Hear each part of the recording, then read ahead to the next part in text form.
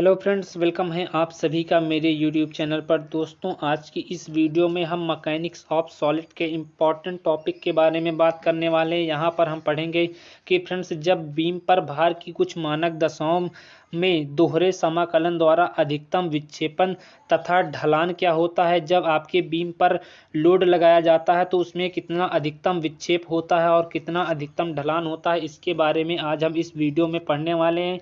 तो यहाँ पर आज हम पहला टॉपिक पढ़ेंगे कि कैंटिलीवर के स्वतंत्र सिरे पर जब संकेंद्रित भार लगाया जाता है तो उसमें कितना अधिकतम विक्षेप होता है और कितना अधिकतम ढलान होता है। क्योंकि फ्रेंड्स, आपके एग्जाम में पूछा जा सकता है कि कैंटिलीवर के स्वतंत्र सिरे पर डब्लू भार लगाने से उसके में अधिकतम विक्षेप कितना होता है, ढलान कितना होता है, इसका डेरिवेशन आपको करने को पूछा जाता है। तो फ्रेंड्स, टॉपिक आपके लिए काफ़ी इंपॉर्टेंट है, आप वीडियो के अंत तक जरूर बने रहें और वीडियो पसंद आए तो वीडियो को लाइक करें, दोस्तों को भी शेयर करें और चैनल पर नए हैं तो आप चैनल को जरूर सब्सक्राइब कर लीजिए। तो आइए फ्रेंड्स, हम यहाँ पर डायग्राम के माध्यम से पहले समझते हैं। पर फ्रेंड्स, आपका डायग्राम बता रहा है कि हमने यहाँ पर जो कि आपका डायग्राम दिख रहा है कि हमने यहाँ पर चित्र के अनुसार कि कैंटिलीवर बीम में बिंदु ए पर हमने मूल बिंदु मान लिया है। और यहाँ पर फ्रेंड्स, आपका जो ये लाइन है ये थोड़ा मिसिंग है, ये आपकी लाइन एकदम स्ट्रेट होनी चाहिए।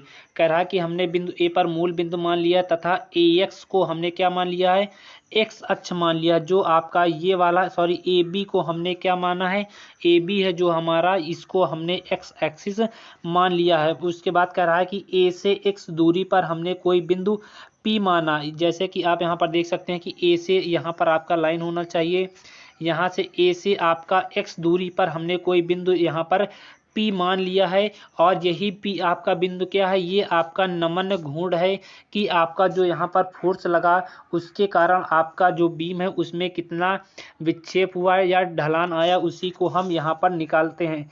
तो यहाँ पर हमने मान लिया है कि ए से एक्स दूरी पर कोई बिंदु हमने पी लिया है और उसी पे हमने नमन घूर्ण माना है।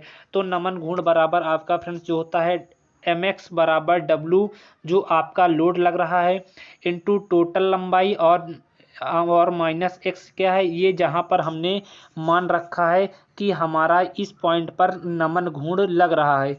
उसके बाद आपने इतना लिखा कि एम एक्स बराबर डब्लू एल माइनस एक्स, और यहाँ पर एम एक्स बराबर होता क्या है, तो एम एक्स ये आपका क्या है, नमन घूर्ण को बताता है। और नमन घूर्ण का जो फार्मूला होता है एम बराबर E I D square Y upon D X square, आप इसको याद रखिए कि ये आपका नमन घूर्ण का फार्मूला होता है। उसके बाद आप यहाँ पर m की वैल्यू या mx की वैल्यू यहाँ से निकाल कर आप यहाँ पर रख सकते हैं। तो mx की जगह पर हमने लिख दिया क्या, डब्लू एल माइनस एक्स, और इधर हमने सेम उसी को लिखा रहने दिया। फ्रेंड्स, आप स्टेप बाय स्टेप समझते जाइए। हमने क्या किया, यहाँ पर एम एक्स बराबर डब्लू एल माइनस एक्स से यहाँ पर नमन घूर्ण निकाल लिया, और नमन घूर्ण का जो फार्मूला होता है फ्रेंड्स एम बराबर E I D square Y upon D X square होता है।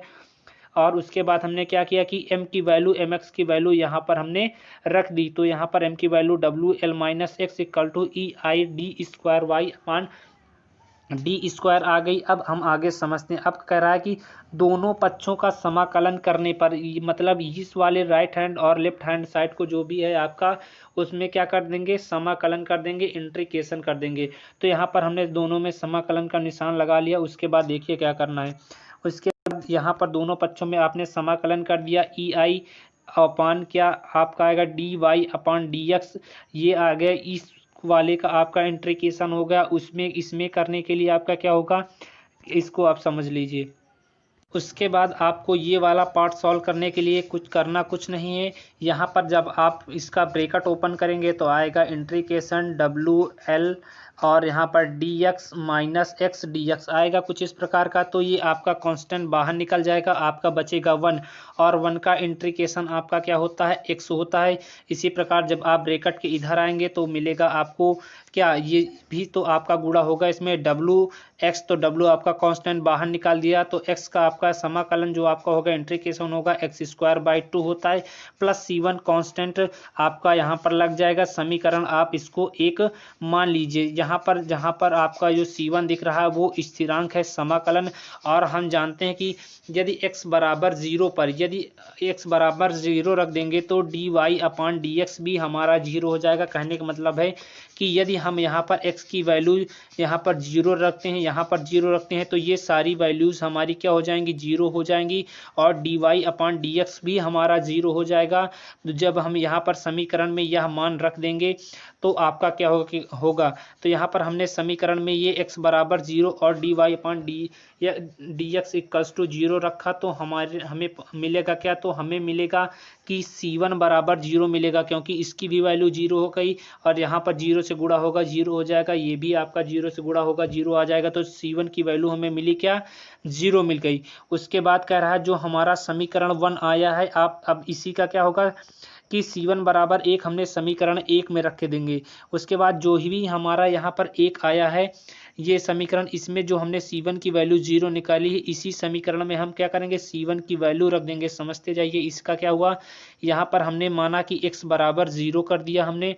उसके बाद क्या किया, dy/dx भी यहाँ पर हमने 0 किया। उसके बाद जो हमारी C1 की वैल्यू आ गई फिर उसको हमने समीकरण 1 में रखा। जब हम यहाँ पर समीकरण 1 में रखेंगे तो आपको कुछ इस प्रकार मिलेगा, ei dy/dx बराबर WLx माइनस WX²/2। अब ये जो आपका समीकरण यहाँ पर मिला इसको हम समीकरण 2 मान लेते हैं, ठीक ना फ्रेंड्स। उसके बाद वहाँ पर क्या किया गया कि आपका W यहाँ पर कॉमन कर लिया गया है। उसके बाद आपका यहाँ पर हुआ है कि वहाँ पर जो हमारा समीकरण 1 मिला था वहाँ पर से हमने यहाँ पर W कॉमन कर लिया। यहाँ पर आप देख सकते हैं जैसे हम यहाँ पर W क्या करेंगे, कॉमन कर देंगे तो हमारा समीकरण नंबर 2 बन जाएगा। तो ये हमारे समीकरण 2 बन गया। अब कह रहा है कि समीकरण 2 में अमुक बिंदु के लिए x का मान रखकर वहाँ पर जो ढलान dy/dx ज्ञात किया जा सकता है। फिर हम यहाँ पर x की वैल्यू रखेंगे तो हमारा यहाँ पर क्या समीकरण 2 से ढलान हमको मिल जाएगा। कह रहा है कि अब समीकरण 2 को हम पुनः एक बार फिर से समाकलित करते हैं। जो हमारा समीकरण 2 आया था उसका हम एक बार फिर से इंट्रीकेशन करते हैं। तो हमने समीकरण 2 के इधर दोनों तरफ हमने इंट्रीकेशन लिख लिया। तो यहाँ पर जब इसका इंट्रीकेशन आप करेंगे तो आएगा EIY आ जाएगा। और उसके बाद जब आप इसका इंट्रीकेशन करेंगे तो सबसे पहले आपको करना क्या है, आप इसका गुणा कर दीजिए और ब्रैकेट ओपन कर दीजिए। तो यहाँ पर आपका होगा W और L आपका कांस्टेंट बाहर हो जाएगा और x का आपका इंट्रीकेशन x²/2 हो जाएगा। उसके बाद यहाँ पर क्या होगा कि जब इसका भी आपका कहाँ W का मल्टीप्लाई होगा तो आप उसका भी इंट्रीकेशन करेंगे तो W/2 आपका कांस्टेंट हो गया, बाहर निकल जाएगा। और x² का जब आप इंट्रीकेशन करेंगे तो x³/3 हो जाएगा। प्लस यहाँ पर C2, ये C2 आपका समाकलन स्थिरांक है तो यहाँ पर हमने प्लस C2 मान लिया और ये हमारा समीकरण 3 बन गया। आप जो भी आप इंट्रीकेशन करें तो वहाँ पर आप समाकलन स्थिरांक C1 और C2 जरूर मानिए। उसके बाद कह रहा है हमको पता है कि x बराबर 0 और y बराबर 0 रख देंगे तो हमारे समीकरण में C2 की वैल्यू भी हमें 0 प्राप्त होगी। जैसे कि आप यहाँ पर देख सकते हैं कि हमने x की वैल्यू 0 रखा तो ये टर्म हमारा 0 हो जाएगा। यहाँ पर भी हम वैल्यू रखेंगे 0 तो ये भी वैल्यू 0 हो जाएगी। और यहाँ पर हम y की वैल्यू रख देंगे 0 तो हमें C2 की जो वैल्यू मिलेगी वो भी 0 हमें मिलेगी। तो C2 का ये जो मान है ये समीकरण 3 में हम रख देंगे तो हमें समीकरण 4 प्राप्त हो जाएगा। उसके बाद आपका हुआ क्या, ये जो हमारा समीकरण 3 था इसमें हमने C2 की वैल्यू रखी तो ये 0 हो गया। और उसके बाद हमने क्या किया, यहाँ पर हमने W कॉमन कर लिया। जैसे हम W कॉमन करते हैं तो हमारे पास समीकरण EIY बराबर W कॉमन आपका हो जाता है WX²/2 माइनस x³/6 आपका हो जाता है। ये समीकरण आप 4 मान लीजिए। फिर आपको करना यही है जैसे ही आपने समीकरण 1 में किया था कि समीकरण 1 में x का मान रखकर अमुक बिंदु पर विक्षेप y ज्ञात कर सकते हैं। अभी हमने समीकरण 2 में क्या किया, ढलान ज्ञात किया। अब यहाँ पर करेंगे विक्षेप ज्ञात करने के लिए यहाँ पर रखेंगे। कह रहा कि अब हम जानते हैं कि ढलान तथा विक्षेप के अधिकतम मान जो है हमें स्वतंत्र सिरे पर ही मिलेंगे, जिसके लिए x की वैल्यू बराबर L की वैल्यू हो जाएगी। अतः समीकरण 2 और जो हमारा समीकरण 4 आया है उसमें हम x बराबर यदि L रख देंगे तो हमें वहां पर ढलान और विक्षेप मिल जाएंगे। तो यहाँ पर अधिकतम ढलान के लिए समीकरण 2 में जब हम x बराबर L रखते हैं तो आपका समीकरण इस प्रकार बनेगा EI थीटा बी, क्योंकि यहाँ पर आपका ढलान में कुछ कोण बनेगा तो आप थीटा बी से लिख लीजिए। थीटा बी बराबर W आपका यहाँ पर आया होगा आपका समीकरण 2 में x और x इंटू एक्स, तो x की वैल्यू हमने क्या लिख दी है l, तो आपका आ गया L square minus L square by 2।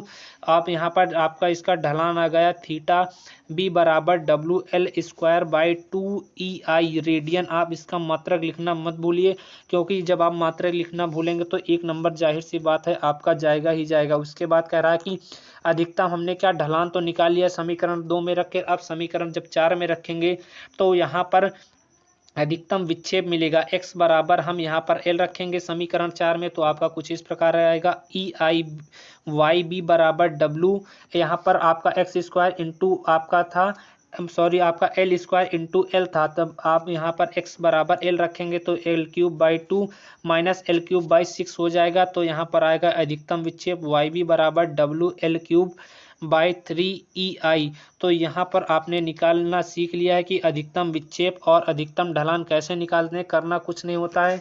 सबसे पहले आप समीकरण 1 को समझिए। जैसे ही आपका समीकरण 1 बनता है आप उसका इंट्रीकेशन कर दीजिए। इंट्रीकेशन के बाद करना कुछ नहीं होता, आप वहाँ पर x बराबर 0 और dy/dx बराबर 0 रखेंगे तो वहाँ पर आपका समीकरण बन जाएगा समीकरण 2। अब जब आप समीकरण 2 बनेगा उसमें C1 की वैल्यू समीकरण 1 में रखेंगे। जब आप C1 की वैल्यू समीकरण 1 में रख देंगे तब वहाँ पर आपका समीकरण 2 प्राप्त होता है। इसी तरह आपका प्रोसेस लगातार चलता जाता है। उसके बाद आपका दूसरे और चौथे समीकरण में रखकर आप वहाँ पर अधिकतम ढलान और अधिकतम विक्षेप निकाल सकते हैं। फ्रेंड्स, उम्मीद करता हूँ वीडियो पसंद आया हो तो वीडियो को जरूर लाइक करें, दोस्तों को भी शेयर करें, और चैनल पर नए आए हैं तो चैनल को आप जरूर सब्सक्राइब कर लीजिए, क्योंकि यहाँ पर आपका मैकेनिक्स ऑफ सॉलिड या सॉम की पूरी क्लास कराई जाएगी। तो फ्रेंड्स, मिलते हैं हम आपसे नेक्स्ट वीडियो में। आपको इसकी PDF और नोट चाहिए तो आप मेरे टेलीग्राम चैनल को जरूर ज्वाइन करिए, जिसकी लिंक आपको नीचे डिस्क्रिप्शन बॉक्स में मिल जाएगी।